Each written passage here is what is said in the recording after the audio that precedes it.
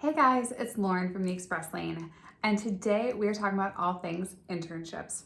Now, if you have been throwing around the idea of potentially hiring an intern onto your team, now might finally be the time to move forward.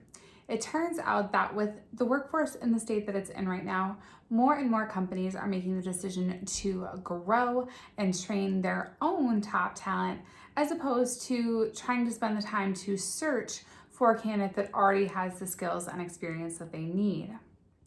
In fact, according to a survey by the Harris Poll that was commissioned by Express Employment Professionals in late 2021, it turns out that 44% of United States hiring decision makers are actually looking to hire interns at their companies. And of those individuals, 94% of those hiring decision makers said that they are actually looking to hire on those individuals as part-time or full-time employees as soon as their internship ends. So how do you know if bringing on an intern is right for your company? And if it is right for your company, how do you even go about structuring an internship program? Well, in today's video, we are counting down the top 5 things you need to know before hiring an intern. Now, as someone who both interned myself when I was in college, as well as someone who has worked with interns during my professional career, I can honestly say firsthand how much value an internship can provide to both parties. But of course, there are a few things you need to consider. And the first 2 things that you need to know before hiring an intern come down to the classics, no surprises, time and money. So let's start with time, specifically time for training. Now, when you bring an intern onto your company, of course, they are going to come in with all kinds of fresh and brilliant ideas, but they are still going to need some training on the company specifics.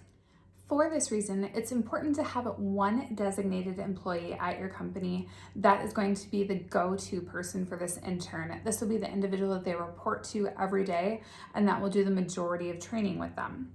Now, this individual is going to need to be able to flex their schedule so that they have enough time to take care of initial training, as well as time to answer day-to-day questions. And every day is going to be different. Some days your intern maybe just needs a little bit of time in the morning, and then they'll be able to be off and running for the rest of the day. And then other days, this person might spend the majority of the day with this person, training them on some of the nuances and things that they need to know about the company.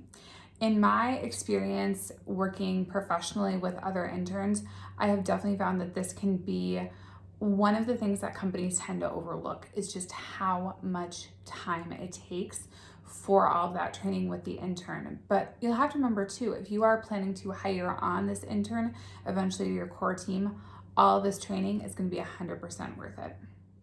Because no matter how talented this potential intern is, if you don't have the time set aside to train them, they're not going to be successful in their role. Now on to the second thing that you need to consider before hiring an intern, which is money. Now, gone are the days of unpaid internships. Now, back in the day, yes, over a decade ago when I did my first internship, it was an unpaid internship, but that's just not the case anymore. And we really see that according to the same Harris poll that I mentioned earlier in the video, because that Harris poll tells us that 84% of hiring decision makers have shared that their internships are paid internships. Now, I don't know about you, but if I was a college student and I had the option between a paid internship and an unpaid internship, I'm gonna go with the paid internship. I actually know of several colleges that require their students to only do paid internships. They will not let their student complete an unpaid internship. And then on top of that, it's also important to consider that these students that may be looking for internships, they might also have another job and they might have to cut back hours at that job in order to complete this internship.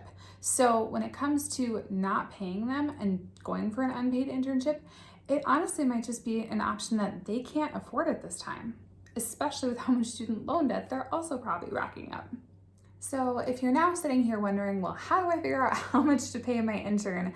A great place to start is actually going to be a job search site like Indeed, for example. No, job search sites are not just for jobs, they are also for internships. So even doing just a quick search in your local area of internships that are in your industry being offered by other companies, seeing the pay rates that are associated with those internships might give you a great starting point. And another great resource might be to connect with local universities or technical colleges, specifically colleges that offer degrees in your industry. Now, these college professors or even college career counselors might be able to help share with you a little bit about what are some of the wages, or at least a range of wages, that their students are earning for the internships that they're currently partaking in. And speaking of local colleges and universities and technical colleges, all the different ways that you can do your schooling these days, it brings us to point number 3 of our top things to consider before hiring an intern, which is to consider whether or not you want to offer your internship for college credit. Now, of course, every local school, local university, local college, technical college, they're all going to have different requirements that they ask for individuals that want to complete an internship for credit. However, usually it's only a few things that are required for that. I remember when I did my internship, again, it was quite a while ago, but for my internship specifically, I remember that one semester I did complete the internship for college credit, and then the next semester I just kept the same internship. The second semester I didn't complete that internship for college credit. And I think the only differences were that there were a couple of different learning objectives that we had to change for the internship, and then we also didn't have to do, obviously, a write-up at the end about everything that was learned during the internship for that semester. So there were really only a few different things that changed by offering it for credit versus not offering it for credit. And honestly, if you do choose to opt in and say, yes, we're willing to do this internship for college credit, that can be a really big incentive to local students who are getting close to wrapping up their degree. So now that you've figured out if you have time to train an intern, you figured out if you have the money to pay for an intern, and you figured out whether or not you want to offer the internship for college credit, we move on to item number 4 of things you need to consider before hiring an intern, which is the structure of your internship program. Now, there are 2 different types of internship programs that I have seen most frequently in my professional career. The first is going to be a project-based internship. Now, for example, let's say that your company is going through a massive rebrand and you have to overhaul all of your marketing materials from your digital to your print materials. It's going to be a big project, and something like that can so easily take up a 10-hour-a-week internship for the course of the semester. So that would be something that the student would come in, that would be really the main project that they would work on for the entirety of their semester.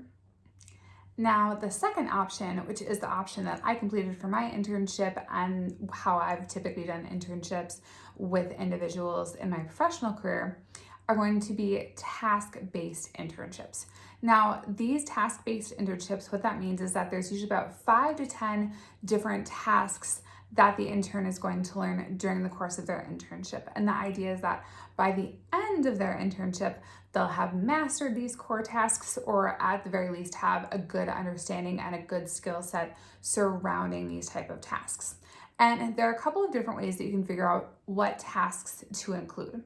One of the first things to consider is that if you are looking at potentially hiring on this intern after their internship wraps up as a core employee, you could center these tasks around their core job duties. Pick 5 or 10 of the most important core job duties that would be part of their everyday role once they're hired on, and get them started there. And another option for coming up with these tasks is to sit down and consult your team. They might have some great ideas of areas that this intern could help out with their workload, especially if they're feeling very overwhelmed with their workload. This intern could then take all of these different tasks off of their plate. Otherwise, another option would be for the team to come up with some different ideas for items that the intern could start implementing that have been on the back burner, on the very, very, very back burner for a very long time. Things that would really help the team out in initiatives that they haven't been able to explore already. And no matter whether you consider the project-based internship or you consider the multiple tasks-based internship, The one thing that you want to do is you want to make sure that you spend some time and sit down with your intern, and that you go through, these are the objectives, these are the goals, these are the things that you should have an understanding of by the end of the internship. And you also want to go over any KPIs, any key performance indicators, any kind of metrics that you are going to be using to measure the success of this internship, so that intern really knows what's expected of them. Finally, remember that your intern is using this experience as a way to grow professionally and hopefully land a job right out of college as close to graduation as possible, whether that is at your company or whether that is at a different company. Which brings us to number 5 of our top 5 things to consider before hiring an intern, which is know whether or not you can feasibly hire this individual onto your core team after they complete their internship. If you know that, yes, it is in your budget and you can hire this person on if things go well, let them know that up front. And that's a really good thing for them to always be keeping in the back of their mind during this internship, to know whether or not this is a company that they could see themselves working at long term. And on the flip side, if you know for a fact that it's just not feasible at this point in time, but you still end up with a rock star of an intern, you want to be thinking about what are some other ways you could still support them. So maybe this is writing a letter of recommendation for them. Maybe this is being a reference for them when they do start job searching, or maybe it's something as simple as just leaving them a LinkedIn recommendation. Well, that wraps it up for our top 5 things to consider before hiring an intern. Are you hiring an intern this year? Let us know in the comments below. We would love to hear about it. Thanks for watching, and we'll see you back here next Wednesday, where we welcome another special guest back to our channel for another video, and she's going to be sharing all of her top tips to help you get your career in the express lane.